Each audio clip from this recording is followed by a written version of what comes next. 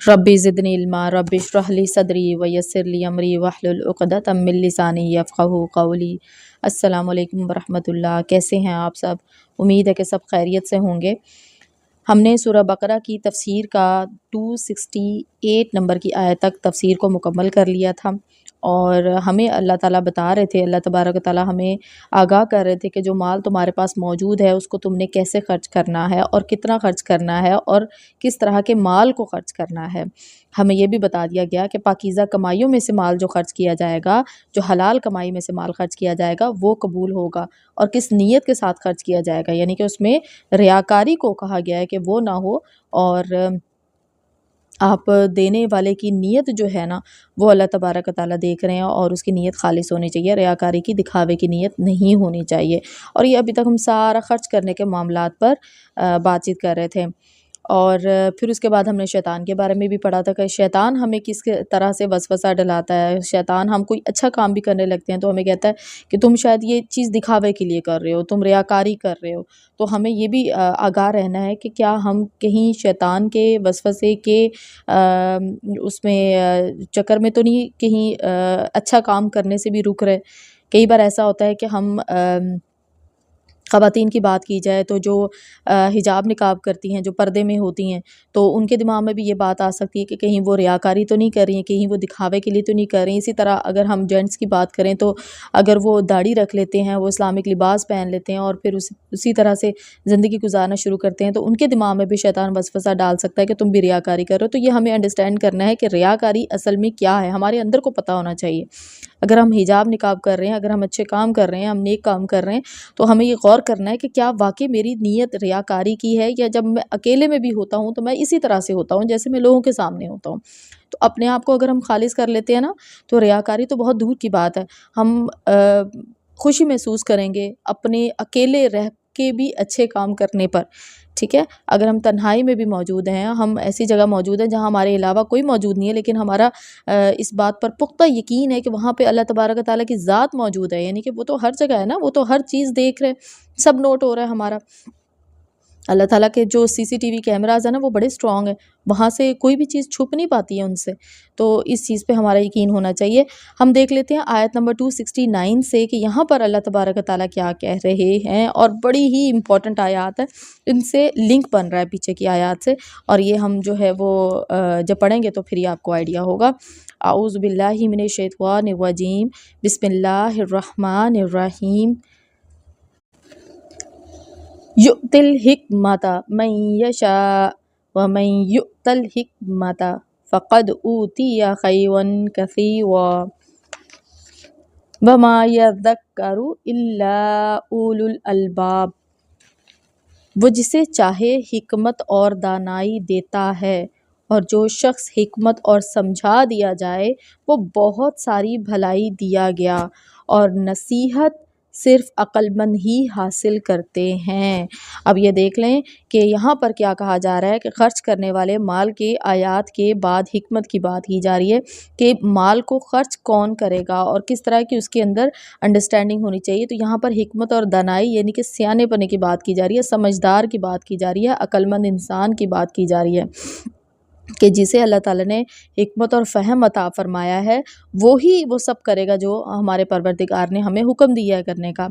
अब यहाँ पर ख़र्च करने के बाद फ़ौरन से हिकमत की बात की गई, यानी कि इंसान को पता होना चाहिए कि मैंने कितना और कहाँ पे ख़र्च करना है और कब ख़र्च करना है, कैसी जगह पे इन्वेस्ट करना है कि वो चीज़ मेरे लिए सदका जारिया बन जाए, ठीक है ना। तो यहाँ पर कुछ हदीस हैं, उनमें भी हम अगर गौर व फ़िक्र कर लें तो हमें इस चीज़ का जवाब मिल जाएगा। जैसे कि एक हदीस है कि आप सल्लल्लाहु अलैहि वसल्लम ने फरमाया कि मुर्दे के साथ 3 अमाल जाते हैं, ठीक है। मुर्दे के साथ 3 अमाल जाते हैं, उसमें एक तो सदका जारिया है, यानी कि ऐसी जगह पे इन्वेस्ट करता है जो कि उसके मरने के बाद भी उसको फ़ायदा दे रहा होता है। और दूसरा है इल्म, अगर किसी को इल्म उसने दिया या उसके ज़रिए किसी को इल्म हासिल हुआ है, इल्म की बात उसने सिखाई है किसी को, तो वो भी उसके लिए सदका जारिया है। और तीसरी चीज़ कि अगर उसकी औलाद नेक है, उसके हक़ में दुआ करने वाली औलाद है, उसके पीछे से बख्शिश मांगने वाली दुआ है, उसके लिए दुआ वाले हाथ हैं, उसकी नेक औलाद है, तो ये भी उसके लिए सदका जारिया है। अब ये देखें यहाँ पर जो माल की बात की गई है کہ اگر وہ مال کو کسی ایسی جگہ خرچ کرتا ہے جہاں سے اس کی آپ کہہ لیں کہ آخرت اورینٹیڈ ہے، اگر اس شخص کے خرچ کرنے والے کے دماغ میں آخرت ہے تو وہ ایسی جگہ پہ انویسٹ کرے گا جہاں سے اس کو صلہ آخرت میں ہی ملے گا، دنیا کے صلے کی اس کو پھر پرواہ نہیں ہوگی۔ جیسے کہ ہم یہاں پر ایک اور حدیث دیکھ لیتے ہیں کہ آپ صلی اللہ علیہ وسلم نے فرمایا کہ انسان کہتا ہے میرا مال، حالانکہ تیرا مال تو وہ ہے جو تو نے کھا کے ختم کر دیا، یعنی کہ تم نے استعمال کر لیا یا تم نے پہن کر بوسیدہ کر دیا اور اللہ کی راہ میں خرچ کر کے قیامت کے دن کے لیے محفوظ کر لیا۔ 3 طرح کے مال تھے تمہارے پاس، ایک تو تم نے کھا لیا، پی لیا، اڑا لیا، تیسرا جو تم نے پہن لیا، تیسرا جو تم نے اللہ کی راہ میں خرچ کیا، جو اللہ کی راہ میں خرچ کیا ہے نا، یہ 3 طرح کے مال ہیں تمہارے، ٹھیک ہے۔ اگر تو تم نے اللہ کی راہ میں خرچ کیا ہے تو وہ تو محفوظ ہو گیا، وہ تو صلہ تمہیں آخرت پہ ملے گا، ٹھیک ہے۔ اور اس کے علاوہ جو مال بچ گیا ان سب چیزوں پہ انویسٹ ہونے کے بعد، تمہارے کھانے پینے پہ اور پہننے پہ اور آخرت پہ انویسٹ کرنے کے بعد جو مال بچ گیا وہ تمہارا نہیں ہے، وہ تمہارے وارثوں کا ہے، وہ تمہارے پیچھے رہ جانے والوں کا ہے۔ جیسے آپ نے دیکھا ہوگا کہ بہت سارے لوگ جب دنیا سے، بے شمار لوگ ایسے ہیں جو دنیا سے جاتے ہیں، ان کے کوٹھیاں، بینک بیلنس بھرے ہوئے، دولت جائیداد، سونے، اس طرح کی چیزیں وہ چھوڑ کر جاتے ہیں۔ تو اگر تو انہوں نے اپنی زندگی میں رہتے رہتے اللہ تعالیٰ کی راہ میں خرچ کر لیا ہوگا جتنے کا حکم دیا گیا ہے، اور اس نے پہن لیا اور لیا، استعمال کر لیا، تو وہ اس کا مال تھا۔ اب پیچھے جو رہ گیا ہے اس کے ساتھ اس کا کوئی اس کو واسطہ نہیں ہے، اس کو وہ کچھ بھی نہیں کر سکتا، وہ استعمال نہیں کر سکتا اس کو، ٹھیک ہے، جب تک کہ اس کی اولاد جو ہے وہ پیچھے سے اس کو کسی نیک کام میں انویسٹ نہیں کرتی، اس کو اس بچی ہوئی دولت میں سے یا پیچھے چھوڑی ہوئی دولت میں سے کچھ حاصل نہیں ہونے والا، کوئی فائدہ نہیں دینے والا اس کو۔ اور یہاں پر ہم دیکھ لیتے ہیں کہ آگے جو بات کی گئی ہے کہ جسے چاہتا ہے حکمت دیتا ہے، یعنی کہ اس کو حکمت اور دانائی مل جاتی ہے، اس کو سمجھ بوجھ مل جاتی ہے کہ اس نے انویسٹ کہاں پر کرنا ہے، خرچ کہاں پر کرنا ہے۔ اچھا، یہ حکمت اور دانائی جو ہے وہ صرف خرچ کرنے کے معاملات میں نہیں ہے، وہ دنیا کے زندگی کے ہر معاملے میں ہے۔ آپ حکمت اور دانائی دیکھ لیں کہ انسانوں کے ساتھ انسانوں کا سلوک حکمت ہے۔ آپ کو پتہ ہونا چاہیے کہ آپ نے کس کے ساتھ کس طرح سے بیہیو کرنا ہے، کس طرح سے آپ نے اس کے ساتھ رشتے نبھانے ہیں، کتنا آپ نے آگے جانا ہے اور کتنا آپ نے ڈسٹینس پہ رہنا ہے، کس طرح کے لوگوں سے آپ نے کس طرح سے ملن بڑھانا ہے، یعنی کہ ہر طرح کے دنیاوی جو معاملات ہیں اس میں بھی حکمت اور دانائی جو ہے نا اس کی بات کی جا رہی ہے کہ انسان کو معلوم ہونا چاہیے۔ اور اگر کسی کے پاس یہ والی حکمت ہے، اس کو سمجھ بوجھ ہے، اس کو رشتے رکھنے آتے ہیں، اس کو ہر طرح کی آپ کہہ رہے ہیں انڈرسٹینڈنگ ہے، تو یہ اگر اللہ تعالیٰ نے اس کو یہ حکمت دی ہے نا تو یہ اس کے لیے بہت ساری بھلائی ہے، اس کو بہت ساری بھلائی دی گئی ہے۔ تو یہ اللہ تعالیٰ کا بڑا کرم ہے ایسے لوگوں پر۔ اور دیکھیں آگے سب سے اہم بات جو کی جا رہی ہے کہ اور نصیحت تو صرف عقل مند ہی حاصل کرتے ہیں، یعنی کہ اگر نصیحت اللہ تعالیٰ کر رہے ہیں نا تو اللہ تبارک و تعالیٰ نے تو جو کہنا تھا وہ کہہ دیا، ٹھیک ہے نا۔ اب آگے ہم تک وہ جو بات پہنچی ہے وہ ہمارے نبی پاک کے ذریعے سے پہنچی ہے، تو اس بات کو جو بھی پلو سے باندھ لے گا، جو بھی اس سے نصیحت حاصل کر لے گا وہ عقل مند ہوگا۔ یعنی کہ عقل مند کے نصیب میں ہی یہ نصیحت آتی ہے کہ اس سے کوئی دین کی بات کی جائے اور اس کو پکڑ لے کہ ہاں یہ بات مجھ سے دین کی گئی ہے، اب مجھے اس پہ عمل کرنا ہے، ٹھیک ہے نا۔ اور اس کے علاوہ جو لوگ اللہ تعالیٰ کی دی ہوئی دھمکی سے ڈر جاتے ہیں، جو اللہ تبارک و تعالیٰ نے آخرت کے بارے میں یا جو بھی انسانوں کو پچھلی ہمیں قوموں کی اگزامپلس دے کے ہمیں سمجھانے کی کوشش کی ہے، اور وہ دھمکیاں ہی ہیں کہ تمہیں بھی بھگتنا پڑے گا اپنے اعمال کا، تم جو ہے نا یہ نہیں کہہ سکتے کہ تم آخری نبی کی امت سے ہو تو تم ایسے ہی بخش دیے جاؤ گے، یا تمہارا حسب نسب بہت اعلیٰ ہے، تم کسی سید فیملی سے ہو، یا تمہارا کوئی ایسے ریلیجس فیملی سے تمہارا تعلق ہے، لیکن تمہیں جو ہے وہ تمہارے اعمال کا وہاں پہ صلہ ہی ملے گا، تمہارا حسب نسب تمہیں نہیں بچائے گا۔ تو یہ جو دھمکیاں دی جاتی ہیں، جو ڈرایا جاتا ہے، جو دھمکایا جاتا ہے، اللہ تعالیٰ ہمیں خوف دلانے کی کوشش کر رہے ہوتے ہیں، تو یہاں پر کیا کر رہے ہیں وہ اس کے لیے یہ سب باتیں جو عقل رکھتا ہے، جو عقل نہیں رکھتا، جس کے لیے دنیا کے چند دن ہی دنیا مکمل دنیا ہے، اس کے اوپر اثر نہیں کریں گے یہ باتیں تو ان پر اثر کریں گی نا جو پھر وہی بات ہے کہ جس کا آخرت پر یقین ہے، جس کا اس بات پر یقین ہے کہ میں یہاں پر جو کر رہا ہوں وہ مجھے وہاں پر ملے گا، اس کا صلہ ملے گا۔ تو یہاں پر عقل مندوں کے لیے نصیحتوں کا کہا گیا کہ فائدہ اصل عقل مند جو ہے وہ جو ہے وہی حاصل کریں گے نصیحت، اور وہی جو ہے صحیح جو حکمت والے ہیں وہی نصیحت حاصل کریں گے۔ آگے کی آیت دیکھ لیتے ہیں، آیت نمبر 270، وما انفقتم من نفقۃ او نذرتم من نذر فإن اللہ یعلم وما للظالمین من انصار۔ تم جتنا خرچ کرو یعنی خیرات اور جو کچھ نظر مانو اسے اللہ تعالیٰ بخوبی جانتا ہے، اور ظالموں کا کوئی مددگار نہیں۔ اب یہ دیکھیں یہاں پر جو بات کی جا رہی ہے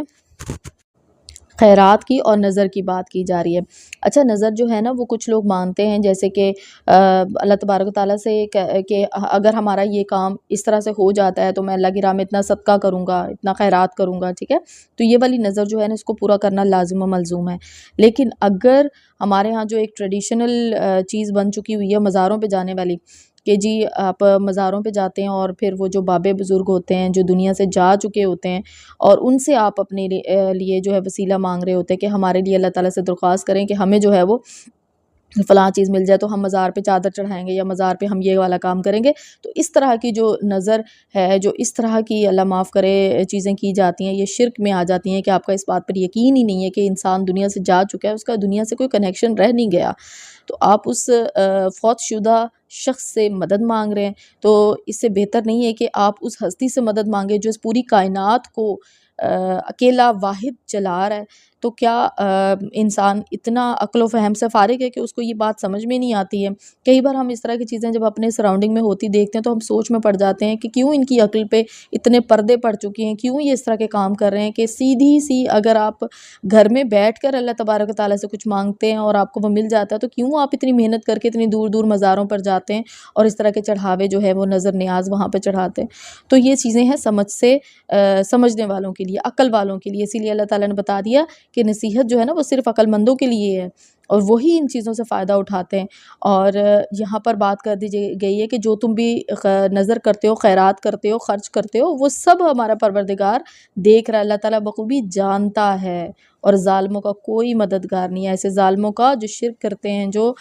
دکھاوے کے لیے، ریاکاری کے لیے خرچ کرتے ہیں، اور جو بظاہر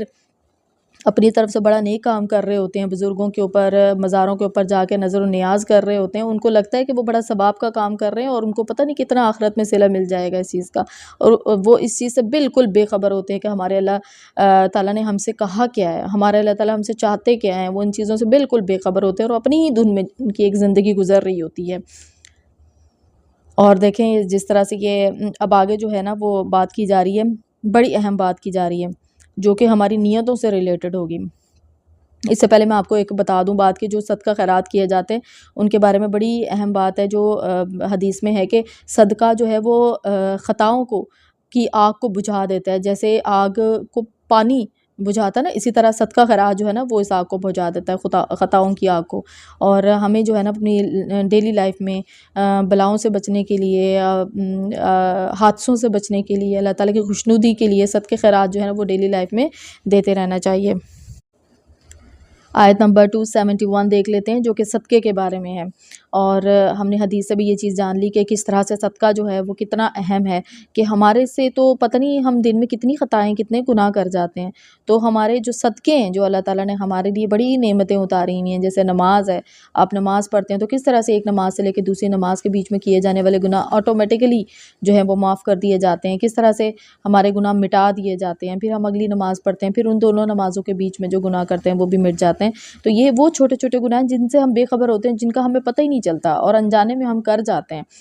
صغیرہ گناہوں کی بات نہیں، کبیرہ گناہوں کی بات نہیں ہو رہی یہاں پر، ان چھوٹے صغیرہ گناہوں کی بات ہو رہی ہے جن کو ہم انجانے میں کر جاتے ہیں یا پھر کئی بار جان بوجھ کر بھی کر جاتے ہیں، تو ہمیں اپنے پروردگار سے معافی طلب کرتے رہنا چاہیے۔ اور یہ نعمتیں ہیں اللہ تعالیٰ کی کہ اگر ہم اپنے دین پر ٹھیک سے چل جاتے ہیں نا، چل پڑتے ہیں، تو ہمارا پروردگار تو ہمیں ویسے ہی ساتھ ساتھ ہمارے اچھے کاموں کی، نیکیوں کی وجہ سے ان ہمارے گناہوں کو معاف کرتا چلا جاتا ہے جن کا ہمیں پتہ بھی نہیں ہوتا، اور یہ بڑی نعمت ہے۔ اگر ایسا نہ ہو تو اللہ معاف کرے، آخرت میں پتہ نہیں ہمارے تو ڈھیر لگا ہو ہماری خطاؤں کا، ہماری جو ہاتھ سے گناہ ہوتے ہیں ان کا تو ڈھیر لگا ہو، تو اللہ تعالیٰ سے ہمیں معافی طلب کرتے رہنا چاہیے۔ اللہ تعالیٰ اپنا کرم فرمائے ہم سب پر۔ آگے کی دیکھ لیتے ہیں آیت نمبر 271، ان تبدوا الصدقات فنعما ہی وَإِن تُخْفُوهَا وَتُؤْتُوهَا الْفُقَرَاءَ فَهُوَ خَيْرٌ لَكُمْ وَيُكَفِّرُ عَنْكُم مِّن سَيِّئَاتِكُمْ وَاللَّهُ بِمَا تَعْمَلُونَ خَبِيرٌ۔ اگر تم صدقے خیرات کو ظاہر کرو تو وہ بھی اچھا ہے، اور اگر تم اسے پوشیدہ پوشیدہ مسکینوں کو دے دو تو یہ بھی تمہارے حق میں بہتر ہے۔ اللہ تعالیٰ تمہارے گناہوں کو مٹا دے گا، اور اللہ تعالیٰ تمہارے تمام اعمال کی خبر رکھنے والا ہے۔ اب یہاں پر بڑی اہم بات کی جا رہی ہے۔ پیچھے ہم نے پڑھا کہ اگر تم کسی کو ایسی صورتحال میں دیتے ہو کہ تمہاری نیت یہ ہے کہ مجھے لوگ دیکھ رہے ہیں اور میری واہ واہ ہو جائے گی، بلے بلے ہو جائے گی، معاشرے میں مجھے لوگ بڑا سخی سمجھیں گے اور میری بڑی عزت میں اضافہ ہو جائے گا، بڑی عزت میری بڑھ جائے گی، اور تمہاری نیت اس طرح سے ہے کہ تمہیں دنیا میں ہی اس کا صلہ مل جائے گا، مطلب تم دے رہے ہو اور جس کو دے رہے ہو اس کے اوپر تم احسان کر رہے ہو اور سراؤنڈنگ کے لوگ واہ واہ تمہارے اوپر کر رہے ہیں، یعنی کہ تم نے خرچ کیا ریاکاری کی نیت سے۔ تمہاری نیت کیا تھی؟ کہ مجھے دنیا میں ہی عزت مل جائے، دنیا میں ہی صلہ مل جائے مجھے اس خرچ کیے ہوئے کا۔ لیکن یہاں پر ہمارے اللہ بیچ میں ہمیں منع کیا گیا کہ ریاکاری سے دینے سے منع کیا گیا، اور پھر یہاں پر اب ہمیں بتایا جا رہا ہے کہ اگر تم صدقے خیرات کرتے ہو تو تم دونوں طرح سے کر سکتے ہو، یعنی کہ تم چاہو تو ظاہر بھی کر سکتے ہو اور چاہو تو چھپ کر بھی پوشیدہ پوشیدہ بھی دے سکتے ہو، ٹھیک ہے۔ اب یہاں پہ دیکھو ظاہر کرنے سے اگر ہم دیکھتے ہیں مراد، تو ظاہر کرنے سے کیا مراد ہے؟ اگر ہم نے ظاہری طور پہ کسی کے سامنے اس نیت سے دیا کہ یہ دوسرا بندہ بھی اس کی مدد کرے گا یا دوسرا بندہ بھی اسی طرح کسی کے اوپر خرچ کرے گا، ہمارے دل میں نیت کیا ہے کہ ہم جو ہے وہ اس لیے اس کو اس طرح سے سامنے کسی کی مدد کر رہے ہیں کسی دوسرے کے سامنے، تاکہ وہ انسان بھی اسی طرح کسی اور کی مدد کرے، وہ بھی خرچ کرے اپنے مال میں سے، ٹھیک ہے۔ یعنی کہ ہماری ظاہر کر کے اگر ہم کسی کو دیتے ہیں تو اب وہ جو ہمارے دل کے اندر بات ہے نا، وہ نہ تو اس شخص کو پتہ جس کو ہم دے رہے ہیں اور نہ ہی اس شخص کو پتہ جس کے سامنے ہم دے رہے ہیں۔ پتہ کس کو ہے؟ پتہ صرف ہمیں ہے یا اللہ تعالیٰ کو، کہ اس بندے نے کس نیت سے دیا، اس کی دل میں نیت کیا ہے، اس کی دل میں نیت ریاکاری ہے، دنیا میں ملنے والے واہ واہ والے صلے کی ہے، یا پھر اس صلے کی ہے جو اس کو آخرت میں ملے گا، ٹھیک ہے۔ تو نیت پہ ڈیپینڈ کرتا ہے، یہاں پہ معاملہ آ جاتا ہے نیت کا، کہ آپ کا دل کیا چاہ رہا ہے، آپ کا دل کیا گواہی دے رہا ہے، ٹھیک ہے۔ ایسا ہوتا ہے نا کئی بار ہم بہت سارے کام کرتے ہیں تو سراؤنڈنگ کے لوگ جتنا مرضی کہتے رہے ہاں تم ٹھیک کر رہے ہو، ہاں تم ٹھیک کر رہے ہو، لیکن ہمارے اندر کو پتہ ہوتا ہے کہ ہم ٹھیک کر رہے ہیں یا غلط کر رہے ہیں۔ ہمارا جو ضمیر ہے، جو ہمارا اندر ہے نا، وہ ہمیں بتا دیتا ہے کہ آپ کتنے ٹھیک ہیں اور کتنے آپ غلط ہیں۔ تو یہاں پر جو چھپ کے اور ظاہری طور پہ دینے کے بارے میں بات کی جا رہی ہے، دونوں کے فائدے بھی بتا دیے گئے ہمیں، کہ آپ اگر ظاہر کر دیتے ہو، ظاہر کر کے دے دیتے ہو تو کوئی مسئلہ نہیں، آپ دے سکتے ہو، ٹھیک ہے، اور پوشیدہ بھی دے سکتے ہو۔ لیکن جو بہترین جسے کہا گیا ہے وہ یہ ہے کہ آپ اگر پوشیدہ، جیسے وہ آپ صلی اللہ علیہ وسلم نے فرمایا کہ جن لوگوں کو قیامت کے دن عرش الہی کا سایہ نصیب ہوگا نا، ان میں سے ایک وہ شخص بھی ہوگا جس نے اتنے خفیہ طریقے سے صدقہ کیا ہوگا کہ اس کے بائیں ہاتھ کو بھی پتہ نہیں چلا ہوگا کہ دائیں ہاتھ نے کیا خرچ کیا، ٹھیک ہے نا۔ یعنی کہ دونوں ہاتھ ایک انسان کے جس طرح سے موجود ہیں، اس طرح سے اتنا چھپ کے دیا ہوگا کہ موجود پاس کسی شخص کو بھی نہ پتہ چلا ہو کہ اس نے اس پہ خرچ کر دیا، صدقہ خیرات کر دیا۔ تو بہترین یہی ہے، کوشش کرنی چاہیے کہ اگر تو آپ پوشیدہ طریقے سے دے سکتے ہیں تو ٹھیک ہے، اور اگر آپ پوشیدہ طریقے سے نہیں دے رہے ہیں، ظاہر کر کے بھی دے رہے ہیں، تو آپ کی نیت خالص ہونی چاہیے۔ نیت کا دار و مدار جو ہے وہ اسی چیز پہ ہے کہ آپ کو اندر سے خالص ہونا ہے، اور اگر آپ اندر سے انسان خالص نہیں ہو پاتا تو پھر اوبیسلی وہ ریاکاری ہو جائے گی اور اس کا آخرت میں کوئی بھی صلہ نہیں ہوگا۔ اور یہاں پر بات کی گئی کہ اللہ تعالیٰ تمہارے تمام اعمال کی خبر رکھنے والا ہے، یعنی کہ خبر ایسی چیز کی رکھی جاتی ہے جو کہ بالکل چھپی ہوئی ہوتی ہے، ٹھیک ہے۔ یہ چھپی ہوئی چیز ہے نا، نیت ہماری چھپی ہوئی چیز ہے، ایسی چیز ہے جس کے بارے میں ہمارے علاوہ اللہ کو پتہ ہو سکتا ہے، اس دنیا میں موجود انسانوں کو نہیں پتہ ہو سکتا، ٹھیک ہے نا۔ تو اللہ تعالیٰ اس چھپی ہوئی چیزوں کی بھی خبر رکھنے والا ہے جس کے بارے میں ہمارے آس پاس کے سراؤنڈنگ کے لوگوں کو خبر تک نہیں ہوتی ہے۔ تو یہاں پر ہم نے دیکھ لیا آیت نمبر 271 تک کہ ہمارے پروردگار نے بیسیکلی ہم سے کیا کہا ہے کہ کس طرح سے آپ نے خرچ کرنا۔ اب دیکھیں نا، اگر ہم ان آیات پہ غور و فکر کرتے ہیں تو کس طرح سے اللہ تعالیٰ ہمیں پہلے مال کے بارے میں بتا رہے ہیں، پھر ہمیں اس کے نقصان کے بارے میں بتا رہے ہیں کہ اگر تم نے غلط جگہ پہ دکھاوے کی نیت سے خرچ کر لیا اور تم نے جو ہے وہ کس طرح اگزامپلس دی گئی کہ ریاکاری کی کیا اگزامپل تھی کہ وہ